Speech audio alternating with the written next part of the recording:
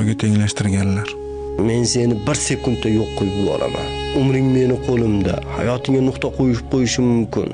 Sen meni kimligimni bilasanmi? Kimligimni bilmabsan hali. Men seni andaq qilib yuboraman, mandaq qilib yuboraman deydiganlar bor-ku.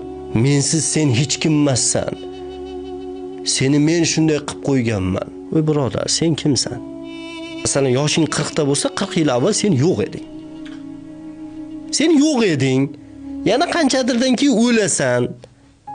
Boshlanishing jirkanadigan narsa edi. Yana o'lsang, hiding chiqmasin deb 2 metr pastga olib kirib, ko'mib ustingdan tuproq bilan tepib tashlaydigan, chirib yo'q bo'lib ketadigan narsasan.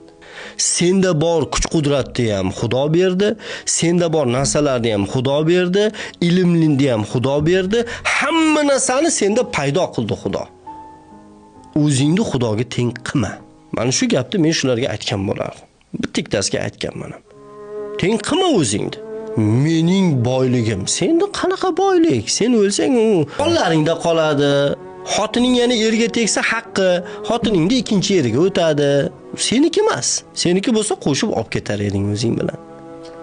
Hayot ham shunaqa, o'lsang sendan keyingilar kelib yashaydi.